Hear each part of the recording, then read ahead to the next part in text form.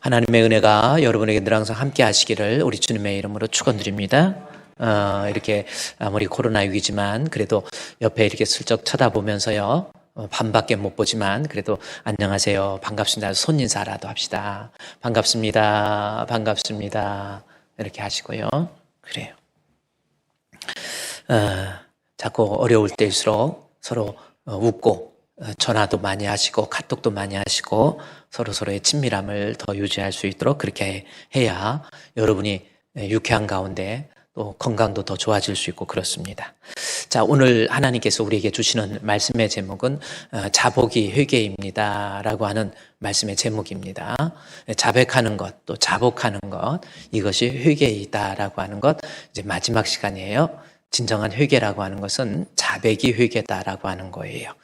자, 우리 성도 여러분, 예수 믿고 구원받는 성도에게 있어서 정말 중요한 것이 하나 있습니다. 한번 생각해 보세요. 내가 예수를 믿고 구원받는 하나님의 백성, 그 하나님의 백성에게 있어서 정말 중요한 것, 그것이 무엇이라고 생각하십니까? 그것은 반드시 회개라고 하는 것이 따라와야 내 믿음 가지고 구원 얻을 수 있는 믿음이 될 수 있는 거예요. 그래서 회개 없이 믿음 없고 믿음 없이 구원 없습니다.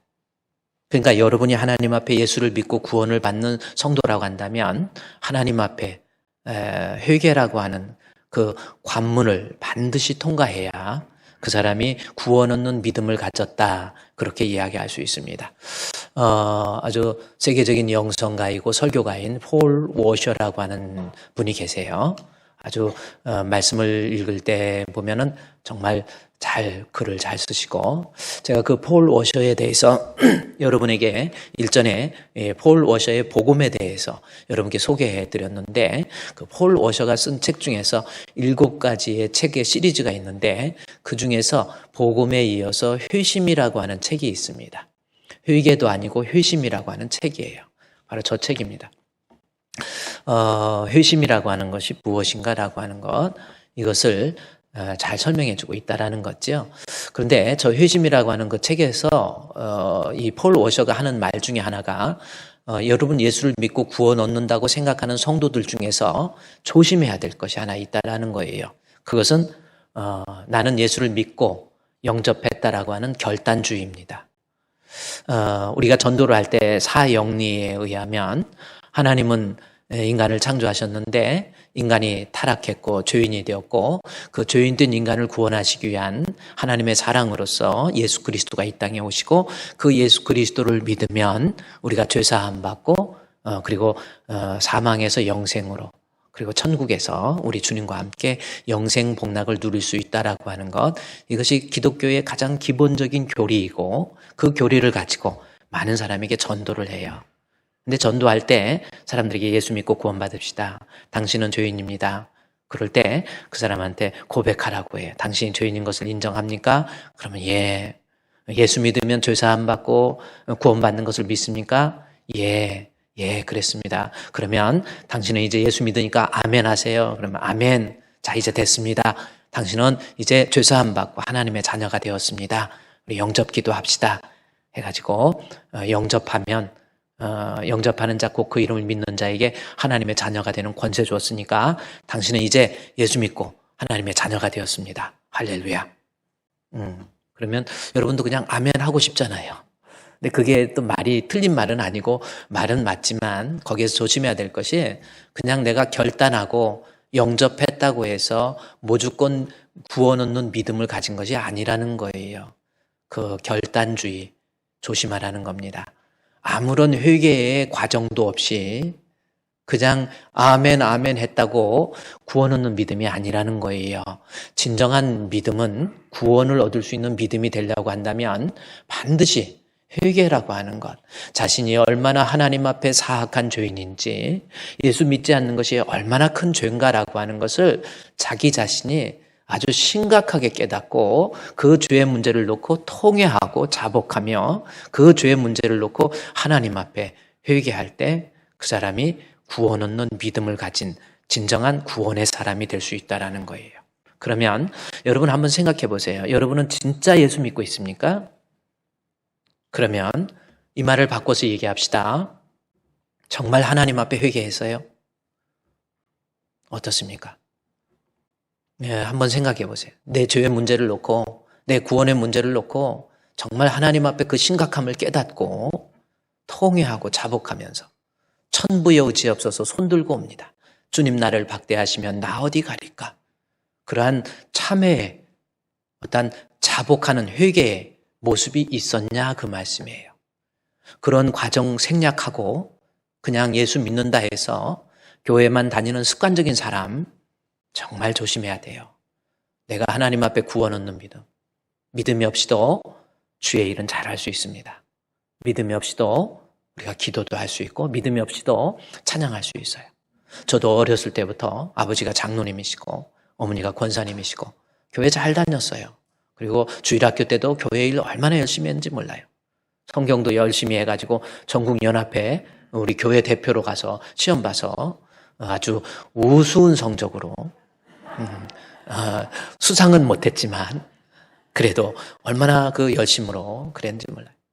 학생 때는 또 학생 임원들도 하면서 같이 교회에 그러나 하나님 앞에 진정 어린 탕식과 회개와 참여의 가정 없는 말만의 믿음 그것은 하나님 앞에 구원 얻는 믿음이 아니었다라는 거지요.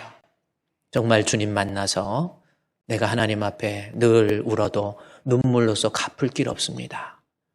하나님 앞에. 그래서 폴 워셔는 어떤 얘기를 하냐면 우리가 흔히 이렇게 생각하잖아요.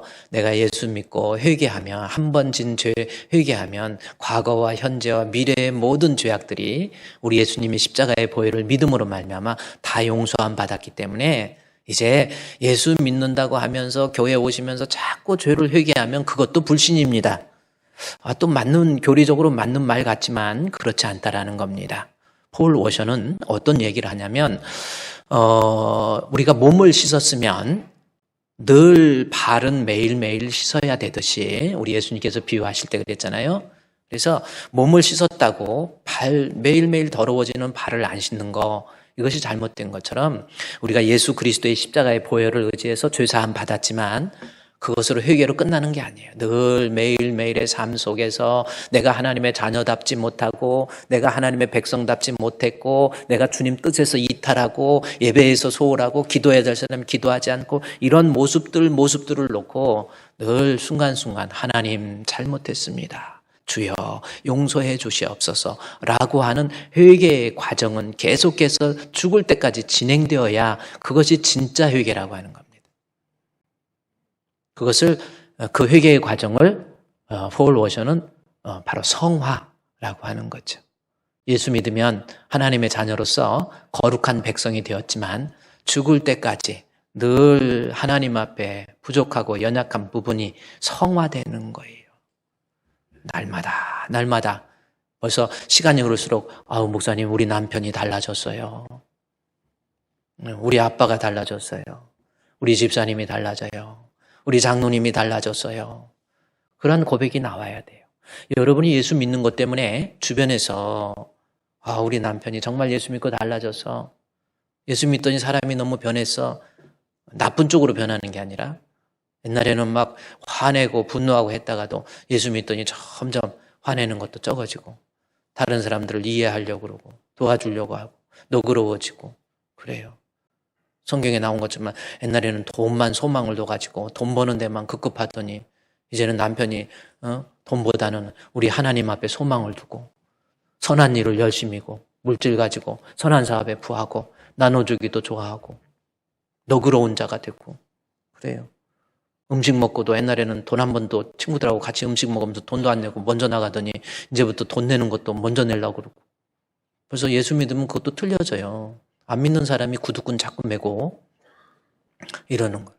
그래서 돈도 막 내고 너그러워져. 사람이 뭔가가 너그러워지는 거예요.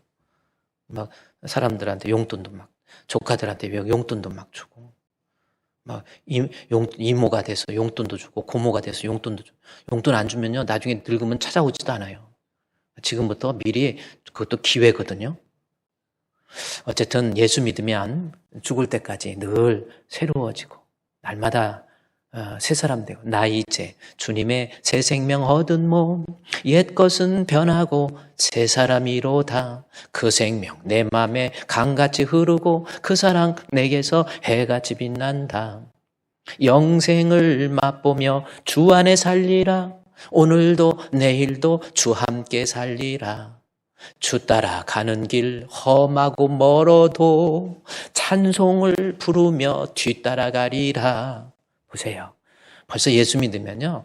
여러분 이 코로나 때문에 예배 드리는 것도 힘들지요. 그래도 따라가는 것이 멀고 험해도 나 하나님 앞에 예배하고 기도하고 쓰러지고 넘어지고 자빠져도 내가 주님 뜻대로 주님 말씀대로 살아가는 그러한 모습. 그리고 하나님 앞에 주님 자녀답지 못하는 것을 늘 회개하고 주여 물 가지고 날 씻든지 불 가지고 태우든지 내 몸과 밥 다 닦으사 정결하게 하옵소서. 그렇죠? 처음에는 고개 안 맞는 것 같아서 이상했다. 잘 들어보니까 뭔 내용인지 알겠지? 우리가요 늘 하나님 앞에 여러분 늘 회개의 과정 없이 예수 믿는다? 아니에요. 속지 마세요. 마귀가 주는 거짓 확신이에요. 회개 없는 믿음 없고 믿음 없는 구원 없다. 따라합시다. 회개 없는 믿음 없고 믿음 없는 구원 없다. 우리요 하나님 앞에 정말 진짜 예수 믿는 정말 정직한 성도, 그래요. 그런 성도가 되어야 돼요. 다윗이 하나님 앞에 간구했던 것처럼 주여 주의 영 정직한 영을 새롭게 하옵소서.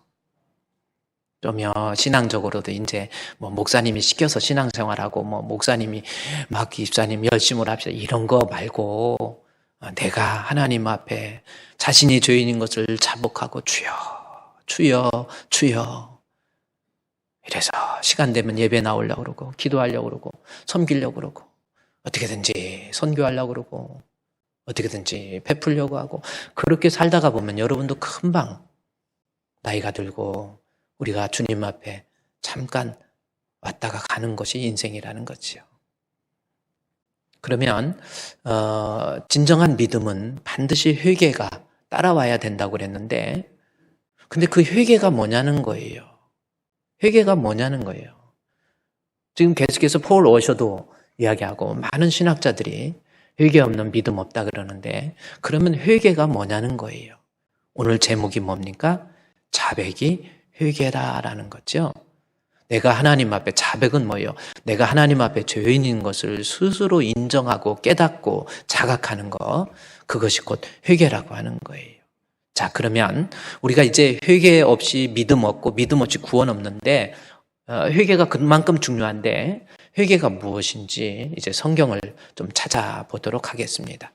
그러면요, 여러 가지 성경책, 우리 창세기에서부터 요한계시록까지 66권의 성경책이 있는데, 물론 믿음에 대해서는 뭐 예를 들어서 로마서에서 잘 설명을 하고 있고, 또 뭐 교리 서신에 대해서 갈라디아서도 교리 서신을 좀 축소해서 요약해서 잘 설명을 하고 있고, 에베소서는 교회론에 대해서 비교적 잘 설명을 하고 있고, 골로새서는 기독론에 대해서 예수님에 대해서 알고 싶을 때 골로새서에 가면은 비교적 잘 설명이 돼 있고, 그 다음에 하나님의 자녀로서 내가 어떻게 목회를 할 것인가 하나님 앞에 이러면 디도서나 또 빌레몬서나 또 디모데 전서 후서 이런, 그래서 성경에서 어떤 필요한 부분들을 잘 쓴 책이 있는데 회개에 대해서 믿음, 구원 얻는 믿음을 위해서 반드시 회개가 필요한데 회개에 대해서 잘 설명한 책이 어디 있냐는 거예요.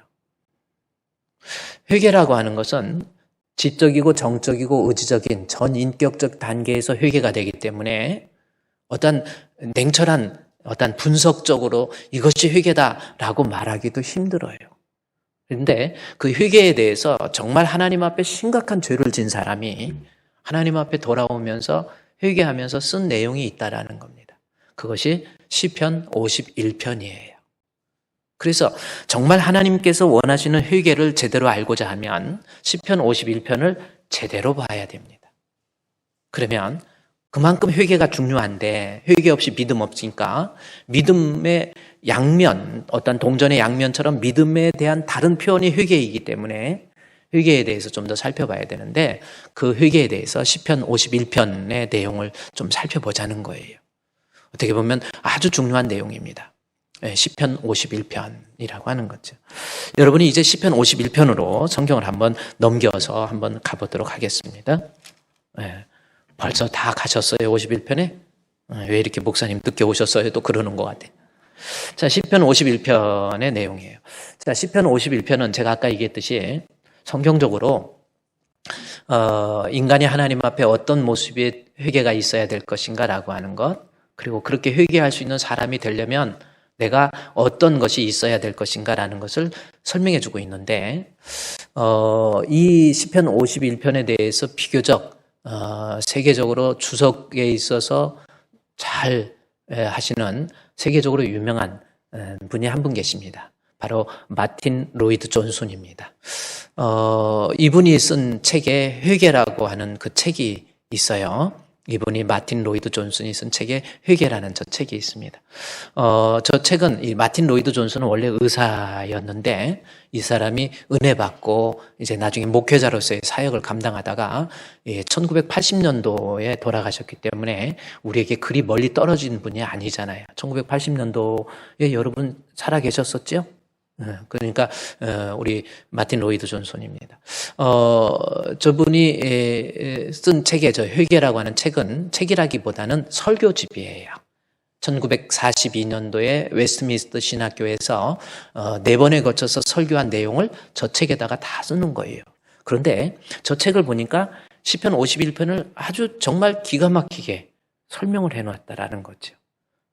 물론 그래서 제가 오늘 이 시편 51편을 시간이 짧은 시간에 강해를 하겠지만은 물론 저 책을 참고는 하지만 저 책의 내용을 그대로 말하는 것은 아닙니다. 그러면 시편 51편의 내용을 이제 좀 살펴보도록 하겠습니다. 먼저 표제, 시편 51편의 표제를 보면 다윗의 시, 인도자를 따라서 부르는 노래, 다윗이 밧세바와 동침한 후에 선지자 나단이 그에게 왔을 때 그때 쓴 시라는 거지요.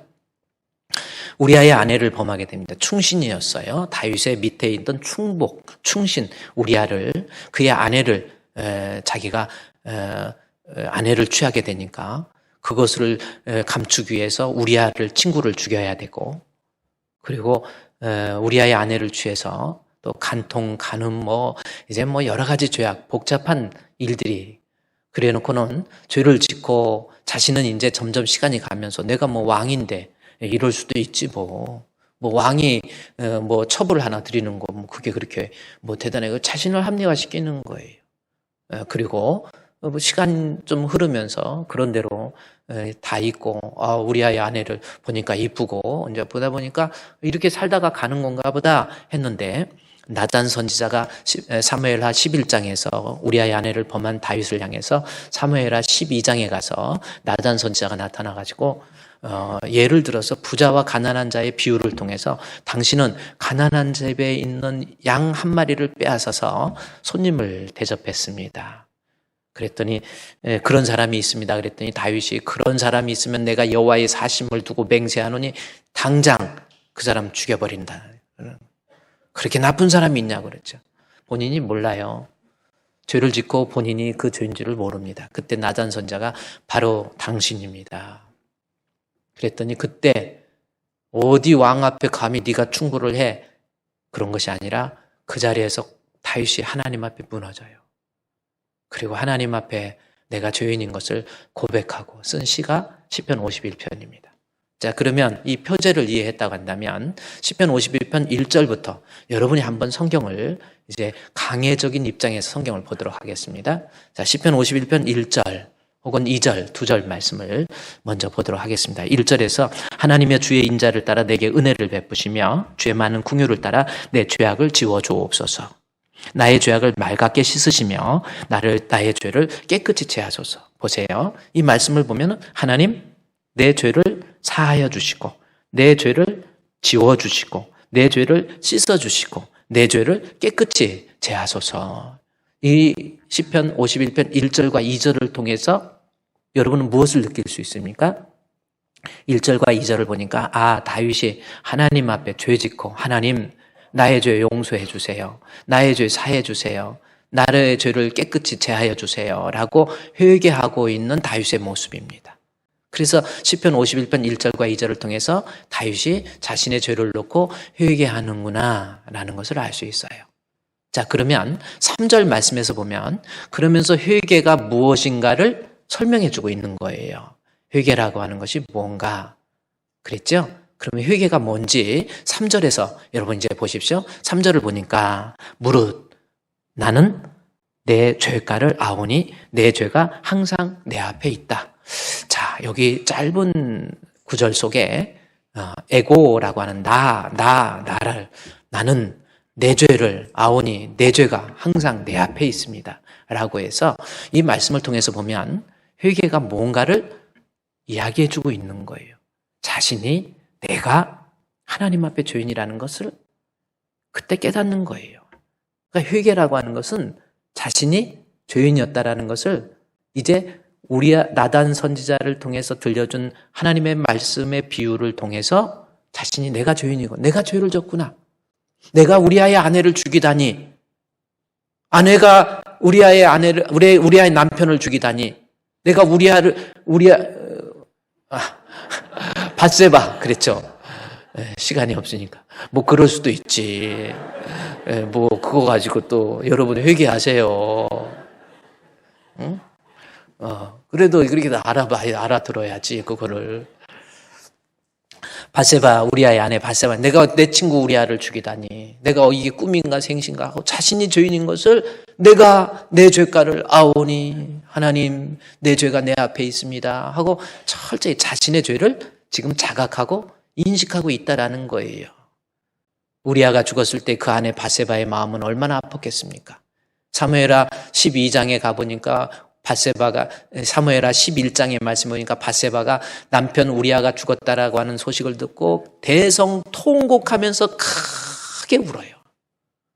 다윗은 그 우리아의 아내 밧세바의 그 심정을 몰랐어요. 그리고 거기에서 태어난 자녀들은 어떻겠습니까? 아버지가 죽었는데 그 자녀의 마음을 이해하고 있습니까? 내가 저질렀던 이 죄 때문에 이 아이들이 얼마나 울어야 될 것인지 알고 있습니다. 자식을 먼저 보냈을 때 우리아의 아내의 그 장인은 어땠고 아버지 어머니는 아들을 먼저 보낸 부모의 심정은 어떻겠습니까? 다윗이 몰랐다가 하나님 말씀을 듣고 지금 본인이 아는 거예요. 주여, 내가 내 죄가를 알겠습니다. 알아도 그냥 아는 게 아니에요. 여기서 아오니라고 하는 것이 히브리어에 보면 야다라는 단어입니다. 야다가 무슨 뜻인지 단어적인 해석을 보면 단순하게 아는 거, 이것이 말하는 단어가 아니에요. 이 야다는 제가 저걸 어떻게 요약을 할까? 전인격적 이해라 이렇게 표현하고 있는 건데 단순한 알미 아니라는 거죠.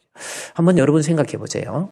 자, 우리 앞에 계신 우리 장로님이 계신데 우리 장로님 우리나라 대한민국의 대통령 아세요? 누굽니까? 문재인 대통령 아시죠? 그때 아는 거예요. 내가 대통령을 안다. 근데 대통령은 장로님 아십니까? 모르죠. 그리고 대통령하고 혹시 만나서 우리 아메리카노 커피를 한 잔 마시고 대통령하고 같이 식사도 좀 하고 대통령하고 같이 뭐 북악산에 등반도 하고 뭐 같이 잠도 자고 이렇게 같이 여행도 하고 그런 적이 있습니까? 없지요? 그러면 대통령을 안다라고 할 때 그 알매는 저 야다를 못 써요.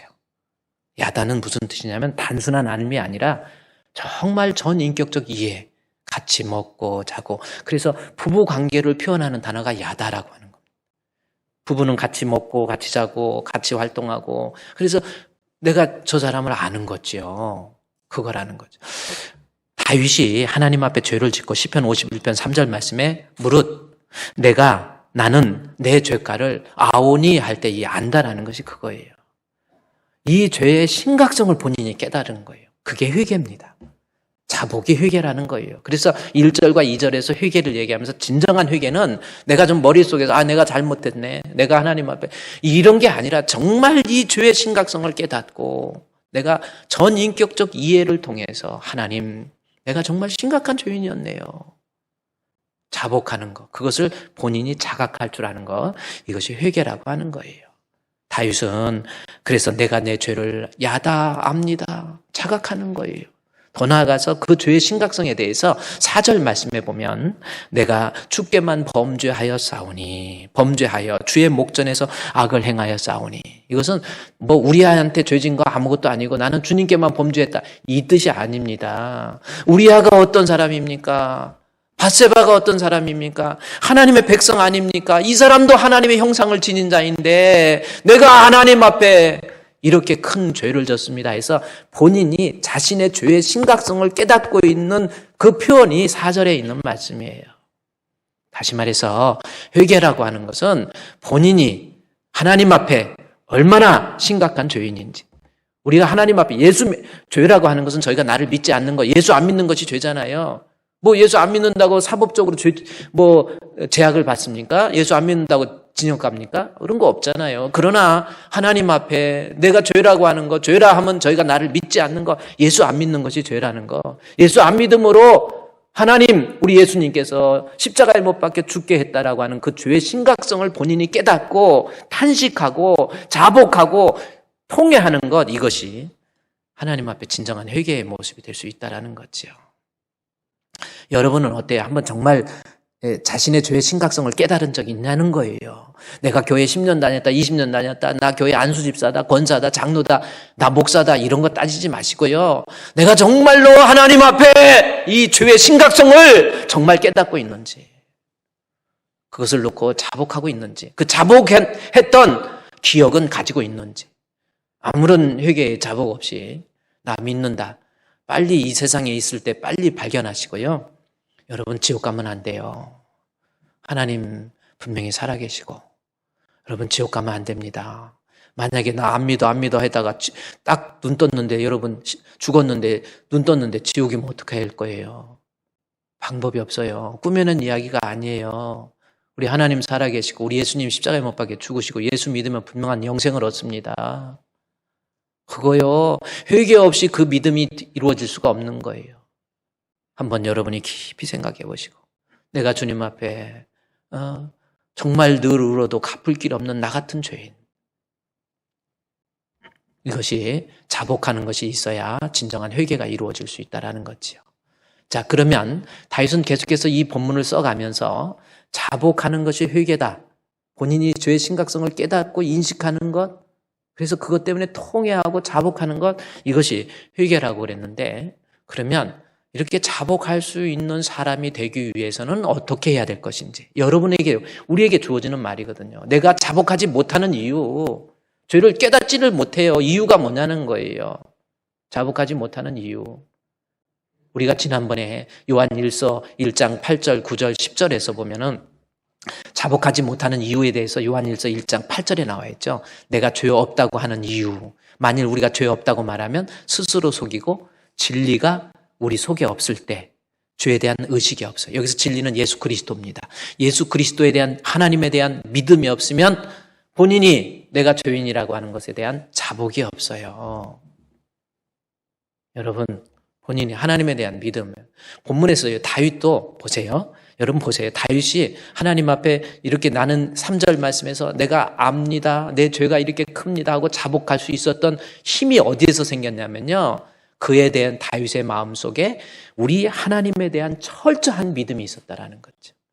그거 어떤 내용이냐면 51편 1절부터 보면은 하나님이여 하나님이여 막 계속 하나님에 대한 믿음이 그냥 문구 시에서 막 묻어나는 거예요. 툭툭 떨어지잖아요. 1절에서도 하나님이여 하나님이여 그러죠. 그 다음에 4절에서 내가 주께만 하고, 그 다음에 이야기하면 또 내려가 보면서 6절에 보소서 주께서 해서 우리 하나님 계속해서 강조하는 거예요. 뭐 10절에서도 하나님이여 내 속에 정한 마음 하나님이여, 그 다음에 11절에도 하나님 앞에서 나를 쫓아내지 마세요. 14절에서도 하나님이여 계속해서 하나님, 그러니까 다윗의 마음속에서 우리 그 나단 선지자가 죄를 지적했을 때 바로 자신이 죄인인 것을 깨달을 수 있었던 이유는 다윗의 마음속에 하나님에 대한 메시아에 대한 오늘날 우리 예수 그리스도에 대한 믿음이 있어야 내가 하나님 앞에 죄인이라는 것을 자복할 수 있는 힘이 생기는 거예요.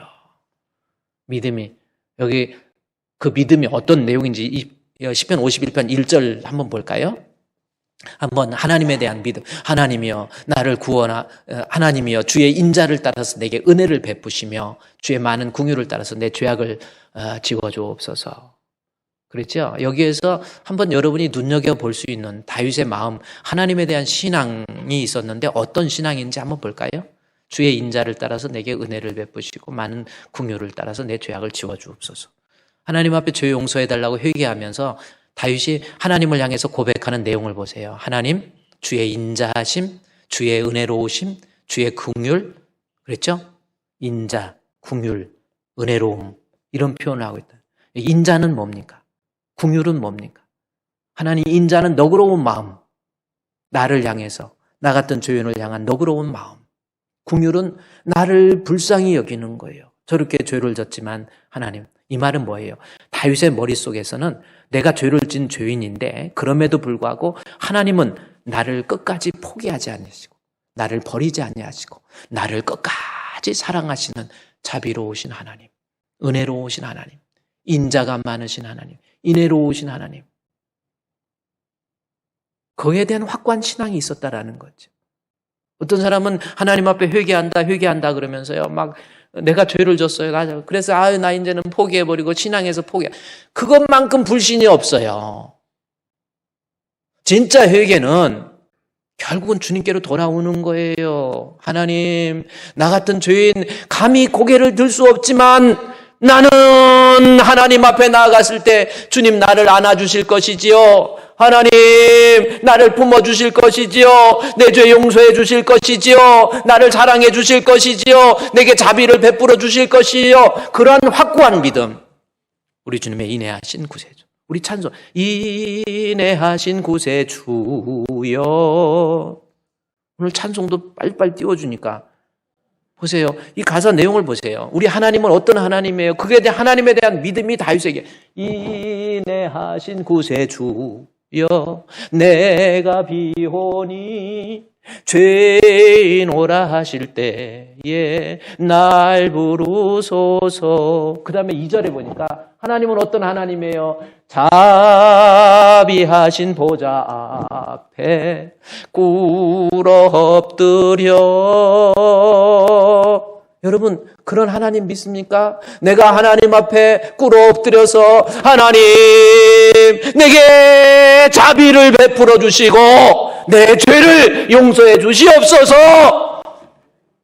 그 하나님 믿고 있습니까? 아버지는 나를 받아주실 것이다. 집 나간 탕자 있잖아요. 탕자의 마음속에서 나는 죄를 졌어요. 하늘과 아버지께 죄를 졌어요. 아유, 그래서 나는 이제 집에 못 들어가요. 에이, 모르겠다. 그러고 가서 방탕하면 그것만큼 불효가 어디 있습니까? 내가 이렇게 망가지고 내가 이렇게 죄로 인해서 시들어져 있지만 그럼에도 불구하고 나 주님 앞에 아버지께 가면 아버지가 나를 안아주시고 아버지가 나에게 자비를 주시고 아버지가 내게 긍휼을 주실 거라고 하는 그 믿음이 있는 사람이 하나님 앞에 진짜 회개한다니까요. 이 믿음이 없으니까 일 저질러 놓고 죄 져 놓고 그냥 곁길로 가버리고 딴 길로 가버리는 거예요. 그래서 하나님 앞에 자복의 사람이 되려면 하나님 내게 자비 베풀어 주시고 긍휼 베풀어 주시고. 다윗은 그 죄악 중에서도 철저하게 하나님에 대한 믿음이 있으니까 하나님 나의 죄 자복합니다. 용서해 주세요. 그런 거예요. 오늘날이요 믿음 없는 사람들 보세요. 죄 저질러 놓고 일 저질러 놓고 믿음 없으면서도 죄의식이 없어요. 그러면 자복의 두 번째는 뭡니까? 여기 두 번째 또 뭔가라는 거죠. 우리가 요한일서 1장 8절, 9절, 10절에서 9절에서 자복하면 우리 죄를 용서해 주신다 그러면서 10절에 죄를 자복하지 못하는 이유에 대해서 만일 우리가 범죄하지 아니하였다 죄 짓는 걸 모른다. 그러면 하나님 거짓말하는 이로 만드는 것이니 또한 그의 말씀이 그 속에 없는 거예요. 두 번째, 믿음이 없으면 자복 못하고, 두 번째는 하나님 말씀이 없으면 죄에 대한 자복이 없어요.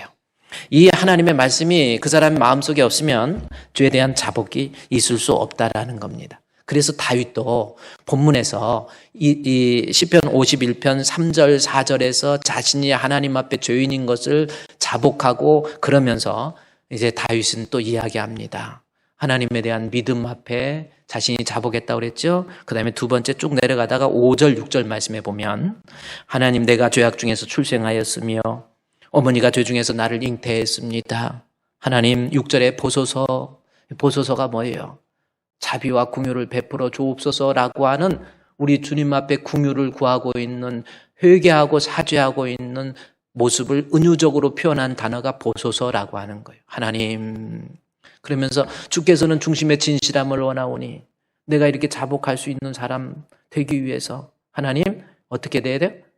첫 번째는 아까 믿음이 있어야 된다. 두 번째는 내게 지혜를 은밀하게 가르쳐 주옵소서.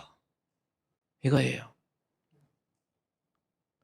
하나님 지혜는 하나님의 말씀이에요. 말씀을 은밀하게 가르쳐 주시면 내가 말씀을 통해서 내가 하나님 앞에 죄인인 것을 깨닫겠습니다 라는 뜻이에요.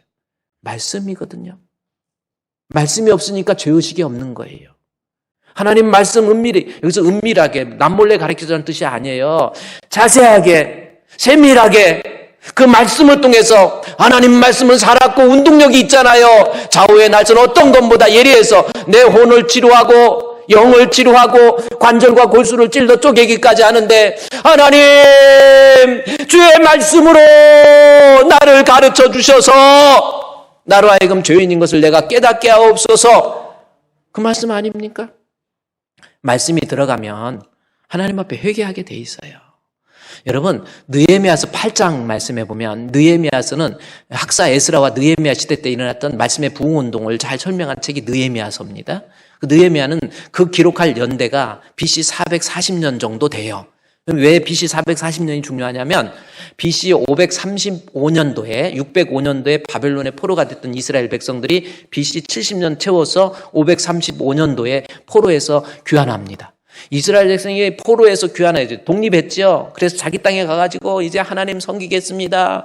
그래서 하나님의 성전도 성벽도 다시 보수해서 하나님의 성전에서 예배 드리겠습니다 해갖고 좋아가지고 이제 우리나라 일제 해방되듯이 해방돼가지고 자기 땅으로 와서 이제 집도 짓고 뭐하고 하다가 성전을 짓겠다고 그렇게 약속했던 이스라엘 백성들이 1년, 2년 지나다가 보니까 우선 사는 것이 급급하고 또 이방인들과 거기 있는 토착민들과 결혼하다 보니까 이 우상이 들어오기 시작하니까 20년, 30년, 40년, 50년, 60년, 70년, 80년, 90년, 100년 지나도록 그들에게 하나님 앞에 돌아오는 죄악만 관영한 거예요. 그러다가 이 느헤미야가, 학사 에스라와 느헤미야지요. 느헤미야가 아닥사스다 왕 때 이스라엘의 그러한 형편을 100년이 지나도 저들이 아직도 영적으로 회복되지 않았구나라는 것을 놓고 하나님 앞에 회개하고 기도하면서 왕에게 구해가지고 학사 에스라와 느헤미야, 그다음에 학계 선지자까지 고국으로 100년 만에 돌아오는,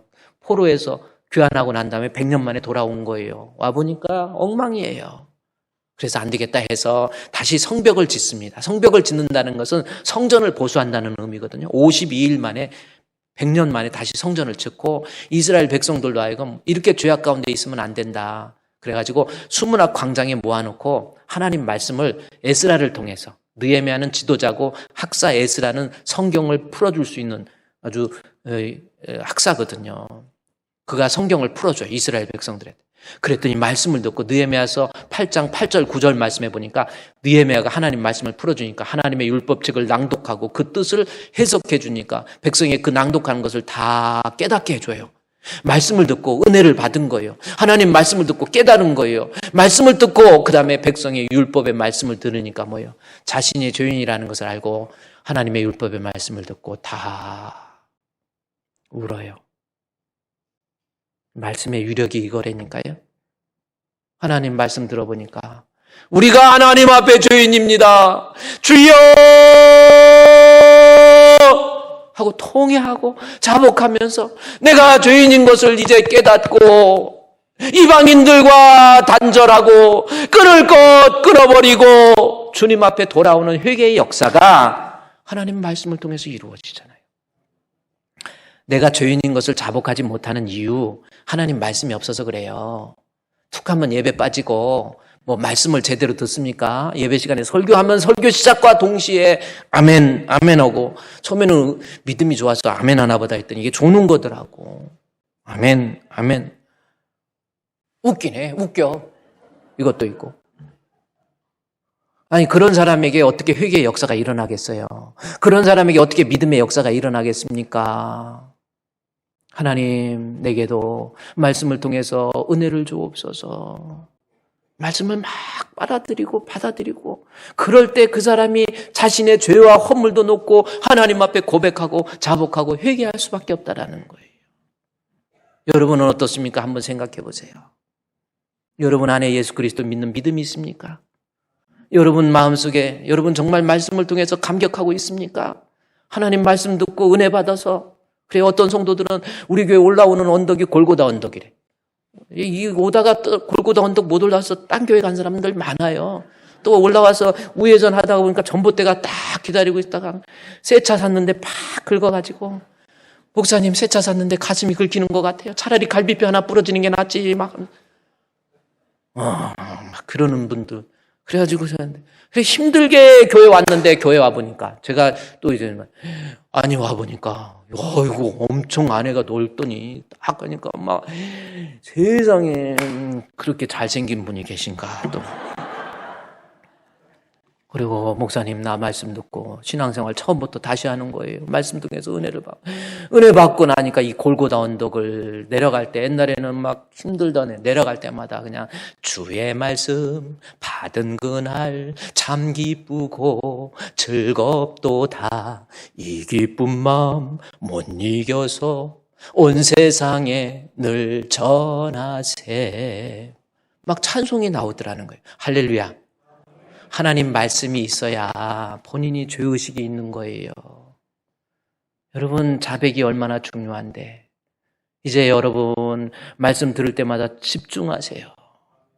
말씀 들을 때 하나님 은혜 달라고 은혜 주세요. 언제까지 신앙생활 그렇게 하겠습니까? 은혜 달라고 교회도 아무 교회나 다니는 게 아니에요. 뭐 연설 들으러 갔습니까? 하나님 말씀 배워서 말씀 듣고 하나님 말씀 통해서 은혜 달라고. 그럼 은혜 달라면 은혜 주신, 은혜 구한 내게 은혜의 주님, 은사 구한 내게 은사의 주님, 그렇잖아요. 하나님 앞에 은혜를 한번 구해보세요. 주일 되면 여보 우리 빨리 가서 은혜 받자. 말씀을 통해서 은혜 받으면 주님 앞에 손들게 돼 있고, 교만한 마음도 내려놓게 돼 있고, 주여 주여 주여 주님 나를 살려주옵소서, 그렇게 회개의 사람이 될 수 있다라는 거예요. 마지막으로요, 이 자백의 세 번째는 뭡니까? 다윗이 얘기하죠. 6절에서 지혜를 은밀히 가르쳐달라, 말씀이 있어야 내가 자복합니다, 그렇죠? 그 다음에 9절, 10절, 11절 말씀 볼까요? 주의 얼굴 내게 돌이키지 마세요. 하나님, 주의 얼굴, 이 말은 뭐예요? 여호와께서는 그의 얼굴을 드사 내게 자비를 베푸시고 은혜 베푸신다는 구약적 표현이란 말이에요. 내 죄를 용서해달라는 것이 주의 얼굴을 내게서 돌이키지 마옵소서라는 뜻입니다. 그러면서 10절에 하나님이여 내 속에 정한 마음을 창조하시고 내 안에 정직한 영을 새롭게 하옵소서. 회개하려면 마음이 좀 정직해야 되잖아요. 이게 정직함이 없어. 그냥 양심이, 그냥 우리말로 양심에 뭐 났어요? 털 나가지고 뭔가가 죄도 별로 뭐 그까짓 거 가지고 뭐 그러냐고 뭐 아무런 죄의식이 없는 거예요. 그래서 다윗이 자기가 죄의식이 없고 자백하지 못하는 거, 하나님 내 안에 정직함이 없어요. 그래서 다윗이 10절에 하나님이여 내 속에, 10절 말씀에 정한 마음을 창조하시고 내 속에 정직한 영을 새롭게 하옵소서. 그러면 정한 마음, 정직한 영 10절에 나와 있는데, 그 정한 마음, 정직한 영이 무언가 11절, 시편 51편 11절입니다. 11절 말씀해 보니까 나를 주 앞에서 쫓아내지 마시며, 뭐예요? 주의 성령이 이제 오잖아요. 주의 성령. 그러니까 뭐예요? 내가 하나님 앞에 죄인인 것을 자백할 힘이 어디서 나오냐면 정직한 사람 좀 새롭게 되는 마음은 성령을 통해서 성령 받아야 자신이 죄인인 것을 인식하고 자백하고 그거 죄를 인정할 줄 아는 그러한 사람이 된다 그 말씀이에요. 성령 받지 못하면 자신이 죄인인 것을 절대 고백 못합니다. 여러분 어떻습니까? 요한복음 16장 7절 8절 말씀해 보면 성령의 역할이 있어요. 성령은 어떤 역할을 합니까? 요한복음 16장 7절 8절 말씀해 보면 그러나 내가 너에게 실상을 말하는 내가 떠나가는 것이 너에게 유익, 다시 말해서 내가 떠나가면 너에게 보혜사 성령을 보내겠다 우리 주님이 약속하신 거예요. 제자들에게. 그리고 나서 성령은 어떤 역할을 하는지 8절 말씀에 16장 8절에 성령이 오면 그가 와서 어떻게 합니까? 죄에 대해서 야 이건 죄야! 하나님 가르쳐 준다니까요. 누가? 성령이 죄에 대해서 의에 대해서 심판에 대해서 너 그렇게 살다 되겠어? 하나님 앞에 심판이 얼마나 무서운데 그것도 자꾸 착각. 그게 뭐예요? 성령이 하시는 거예요. 성령이 와서 죄에 대해서 의에 대해서 심판에 대해서 뭐 한다고 그랬어요? 책망은 뭐예요? 우리말로는 책망인데 원래 헬라 원문에 보면은 엘레게인이라는 겁니다. 엘레게인은 귀에다 대고 떠나지 않도록 계속해서 말해주는 거예요. 이명이라는 거 아십니까? 귀에서 계속 소리 나는 것처럼 성령께서 너 이러면 되겠어? 너 하나님 앞에 이런 모습이 되겠어? 너 툭하면 예배 빠지고 너 기도해야 될 사람이 왜 기도 안 해? 너 자녀들을 위해서 기도할 제목이 얼마나 많은데 가르쳐 준다니까요. 죄에 대해서 가르쳐줘요. 뭐가? 성령이. 따라서 성령이 없으면 본인이 죄의식도 없다니까요. 성령 받지 못해요. 여러분 구약시대 때 이스라엘 백성들이 요엘 선지자를 통해서 약속하신 하나님 말씀이 있는데 요엘 선지자 요시야 왕 때 이스라엘이 요시야 왕 때 얼마나 타락했는지 몰라요. 얼마나 범죄했는지 몰라요. 그래서 하나님께서 심판에 대해서 요엘 선지자를 통해서 이야기해 주세요. 메뚜기 재앙도 얘기하고 심판을 얘기하다가 심판으로 인해서 멸망받을 수밖에 없는 이스라엘 백성을 향해서 하나의 희망의 빛의 말씀을 주십니다. 그것이 뭐냐면 요엘서 2장 28절 말씀이에요. 여러분이 아주 잘 아는 말씀이죠. 그 후에 이스라엘 백성에게 내가 내 영을 만민에게 부어주겠다. 여기 성령 부어주심에 대해서 약속해 주십니다. 그럼 성령 부어주신다라고 하는 것은 성령 충만을 얘기하는 거예요.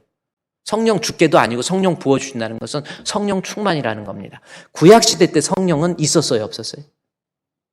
다윗도 성령 쓰잖아요. 그러니까 구약시대 성령은 있다가도 없고 없다가도 있고 사람들한테 있다가 없고 막 이럽니다. 하나님 영을 걷어가기도 하고 막 이럽니다. 신약시대의 성령은 어떻습니까? 예수 믿는 사람 성령이 그 안에 내주해요. 누구든지 그리스도의 영, 예수가 성령이 없으면 예수를 주라 시인 못해요. 예수 믿는 사람이 성령이 우리 안에 있어요. 문제는 성령 충만이 아니면 성령은 더 이상 역사하지 않습니다. 그래서 이스라엘 백성들이 죄악에 쌓여있는 이스라엘 백성에 내가 너에게 성령의 충만함을 주겠다. 그래요. 약속을 합니다. 이때가 언제냐면 BC, 요시야 왕 때니까 BC 830년이란 말이에요. 예수님 오시기 전에 약 860년 전에, 830년 전에 쓴 책이 요엘 선지자를 통해서 주신 이 말씀이에요. 근데 830년 전에 내가 너희들에게 그의 백성들에게 성령을 주실 것이다. 부어주실 것이다. 약속을 해요. 약속을 하시고 난 다음에 1년, 2년, 10년, 100년, 200년, 830년 지난 다음에 사도행전 2장 1절부터 말씀에 가보면 오순절 날이 이미 임함에 저들이 성령의 충만함을 받았다라는 사건이 있습니다. 그것이 뭐냐면 AD 34년이란 말이에요. AD 30년, 34년이란 말이에요. 그러면 830년하고 30년 다음에 860년 정도 동안 성령께서 잠잠하신 거예요. 그러다가 사도행전 2장에 성령 충만이 임하게 되죠. 사도행전 2장 1절부터 보면 그들이 다 같이 모였더니 성령의 충만함을 받았다. 4절 말씀에 성령의 충만함을 받았다. 이런 말씀이 나옵니다. 요엘서에서 약속한 것이 860년 만에 온 거예요.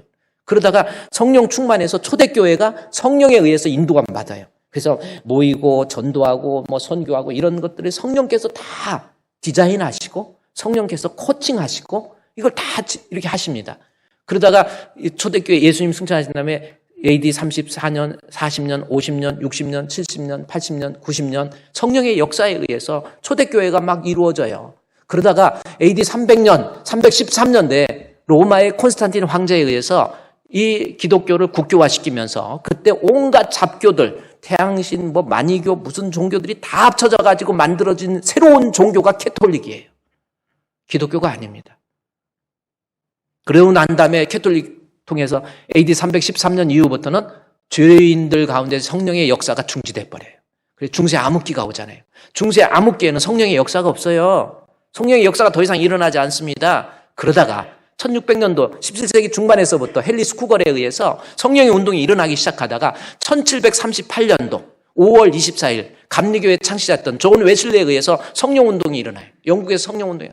성령의 충만함을 웨슬리가 받고 난 다음에 하나님 앞에 자신이 죄인인 것을 고백하고 그 자리에서 떼굴떼굴 구르면서 성공이 신부였던 이 사람이 정말 성령을 체험하고 난 다음에 자신의 죄를 고백하고 길거리에 나가서 전도하고 술집에 가서 전도하고 탄광에서 전도하고 성령운동이 뜨겁게 영국에서 일어나다 보니까 영국의 전역이 그야말로 회개운동이 일어난, 성령이 역사하니까 회개운동이 따라왔잖아요. 그것이 1700년도 18세기죠. 그리고 그 성령운동이, 영국의 성령운동이 미국의 대서양을 통해서 미국으로 건너갑니다. 1800년도예요. 1855년도에 유명한 미국의 무디 선생. 무디 선생에 의해서 YWCA 해가지고 여성들을 중심으로 해서 일어났던 그 성령운동이 미국의 전역을 적셔버려요.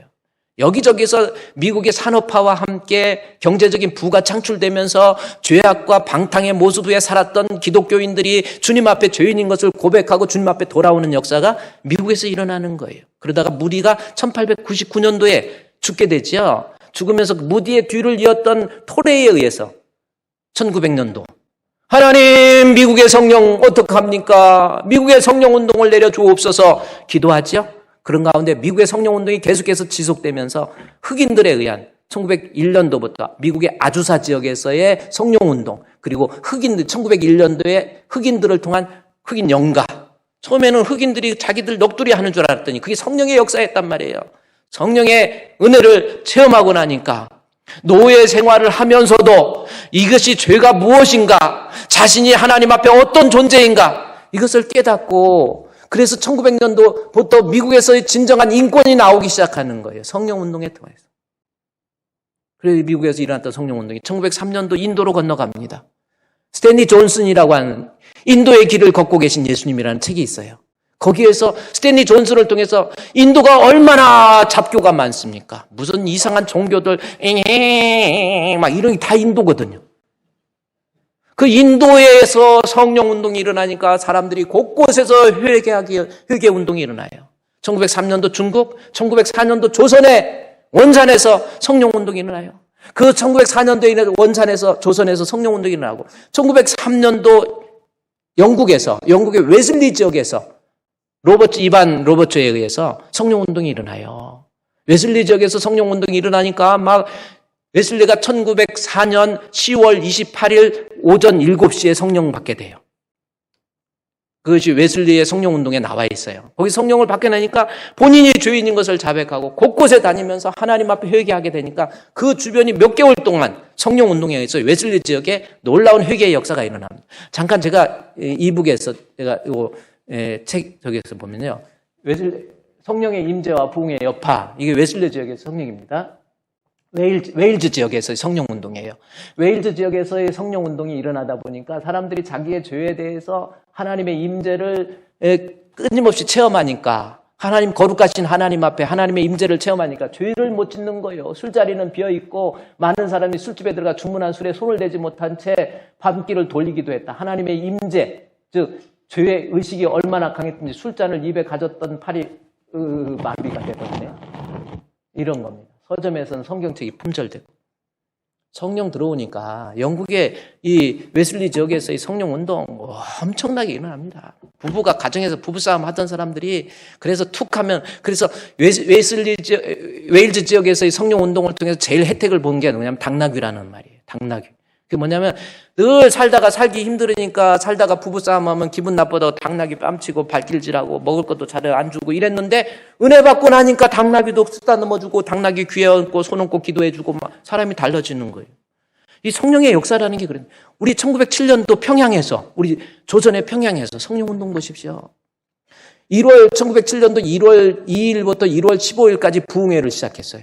근데 마지막 날 1월 14일 날 하나님 앞에 은혜 받고 기도하는데 철야 기도를 하다가 새벽에 약 600명 정도가 평양 장대현 교회에서 모여서 기도하다가 성령을 체험한 거예요. 이기람 목사님의 한번 그것도 보세요. 이기람 목사님이 1월 14일 날 이렇게 됐는데 이기람은 한국 사람이 아닙니다. 이건 누구냐면은 그레이엄 리라고 하는 거예요. 여기 그레이엄 리죠. 리기람 이렇게 돼버린 거예요. 이름을 그렇게 바꾼 거야.